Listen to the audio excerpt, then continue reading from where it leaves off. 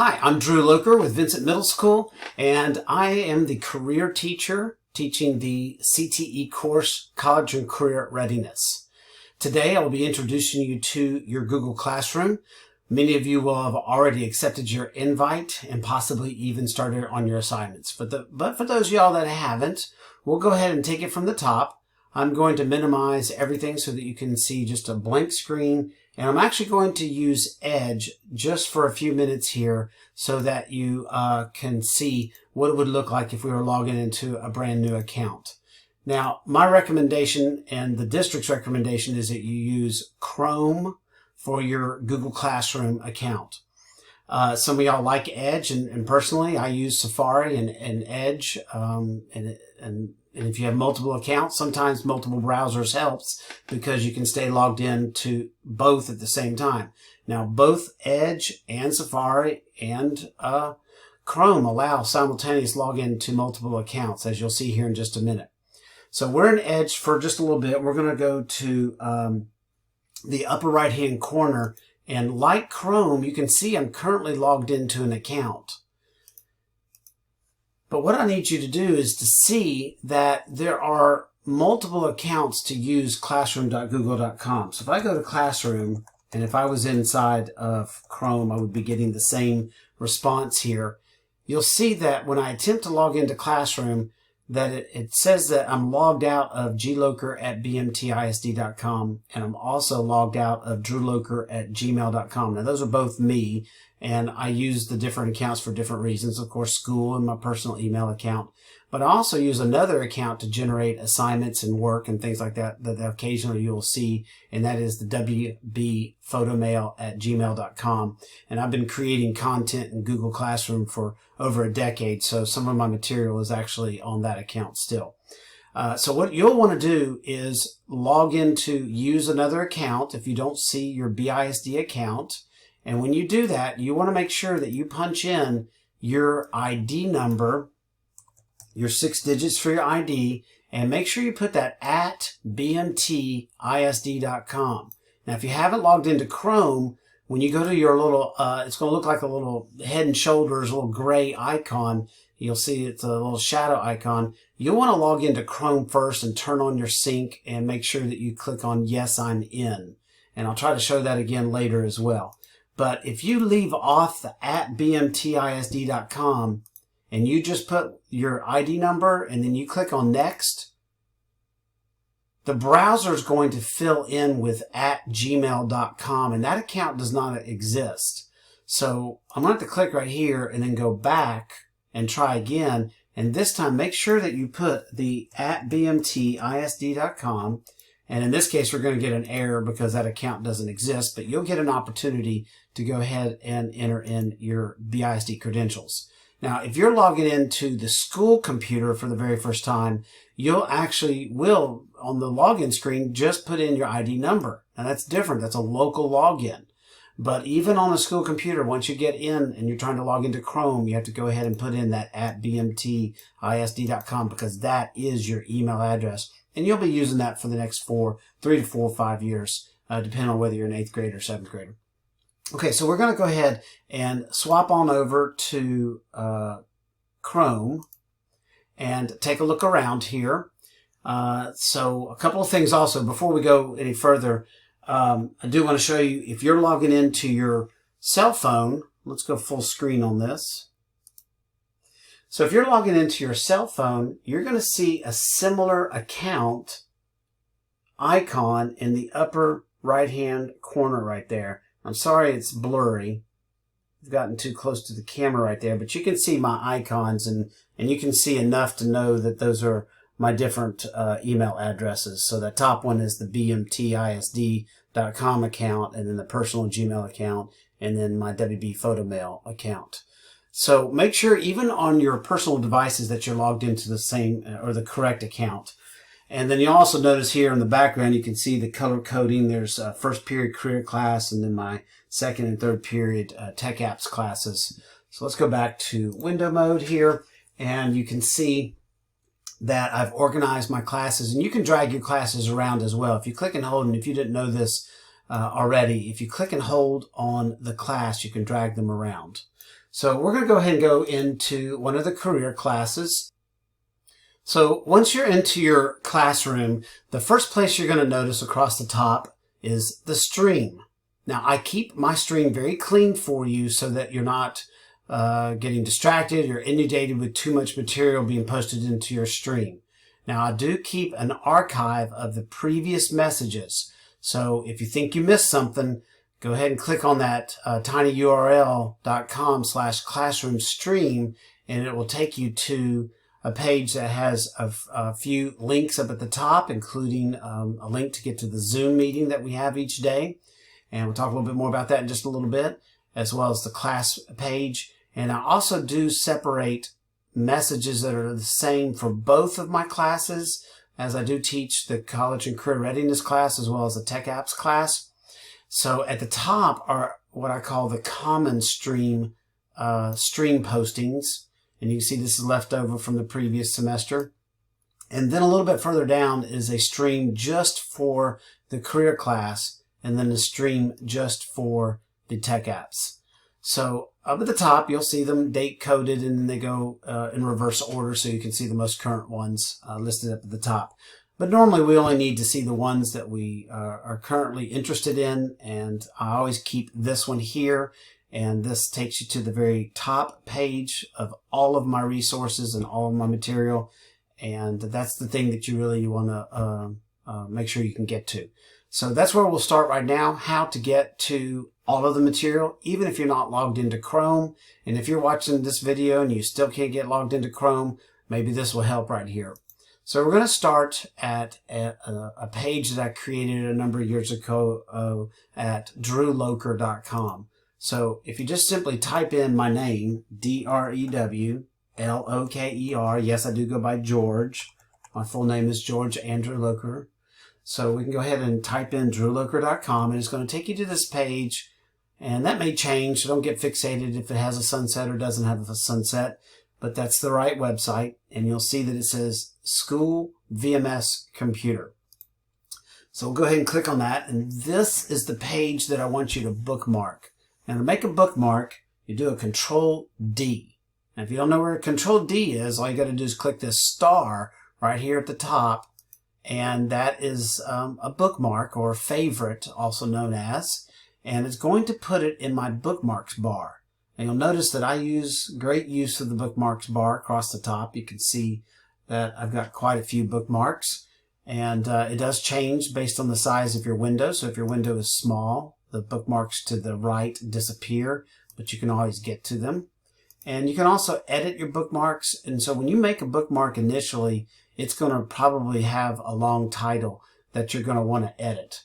So each of these have been edited for brevity, but also to take up as little space on my toolbar as possible. Now at first, if your bookmark bar is not on, you can turn that on by doing a Control-Shift-B, and you can see that it reveals, and it's a toggle. So Control-Shift-B is either bookmarks on or off, whatever the state was, it changes the state.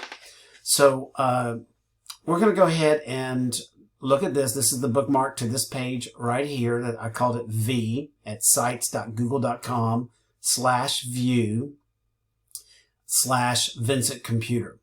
Now that is called a URL. Now that's kind of hard to communicate with somebody.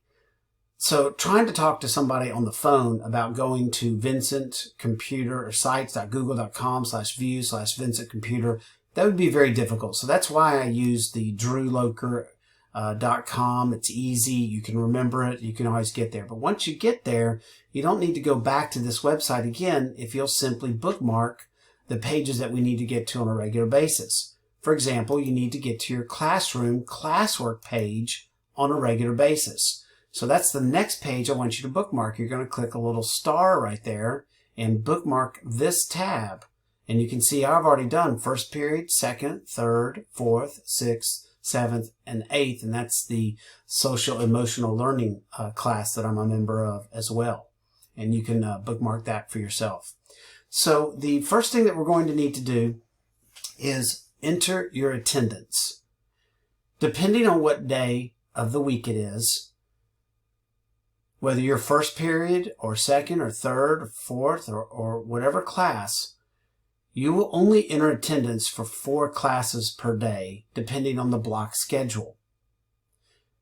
Now, the attendance for the current day has not even been posted. It does not go live until midnight. Whether you're in the classroom or at home, you will enter attendance and learning statement.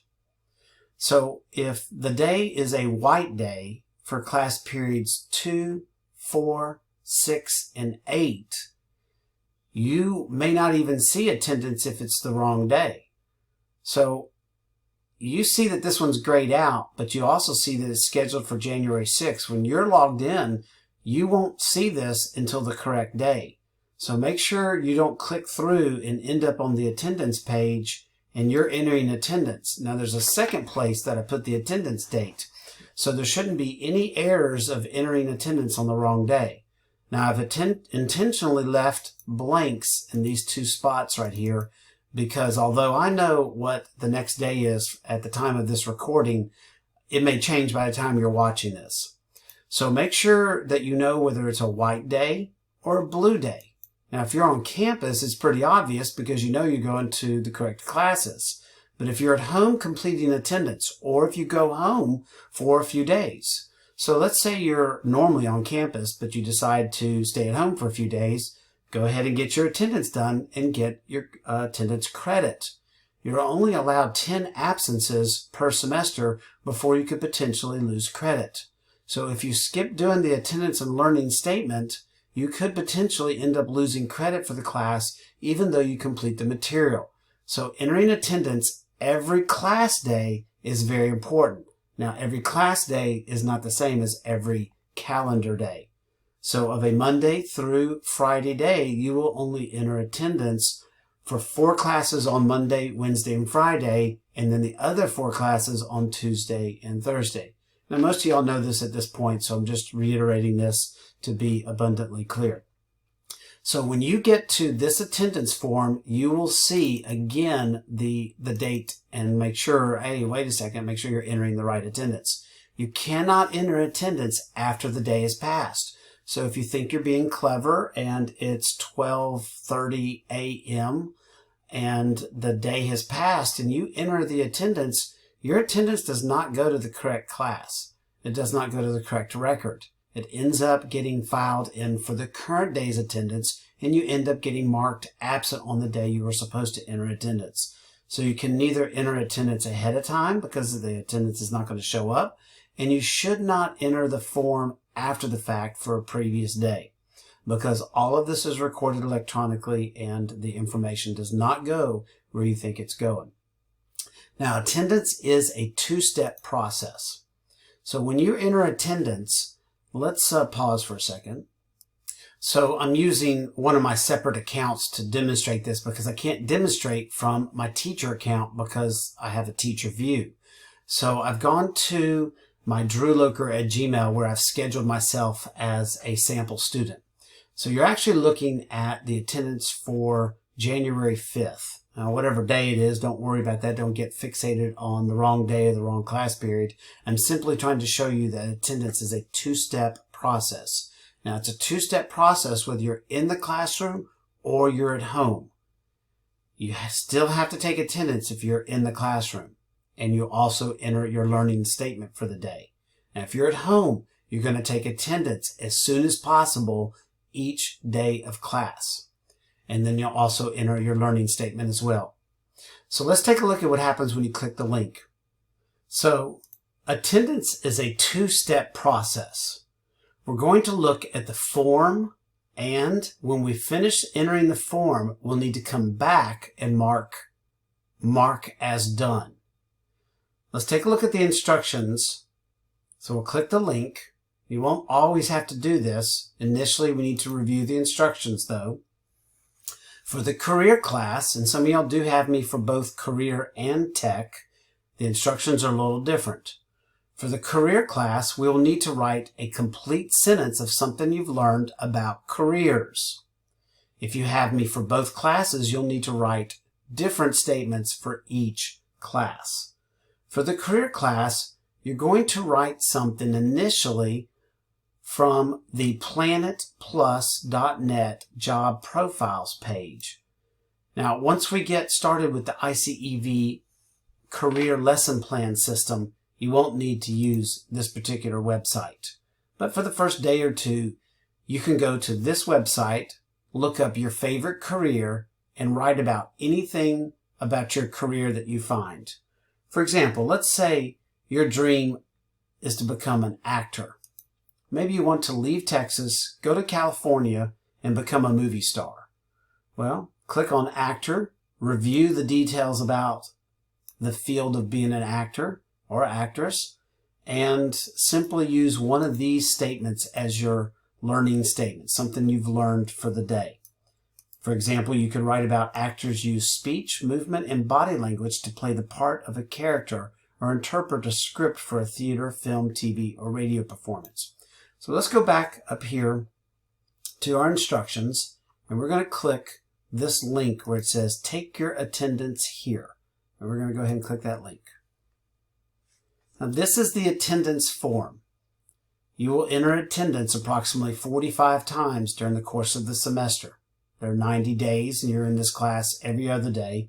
So that's about 45 times you're going to return to this page. You'll enter your email address. You'll enter your first name. You'll enter your last name. And by the way, if you have a hyphenated last name, make sure that you enter the first part of your name first, whatever's on the computer system with BISD.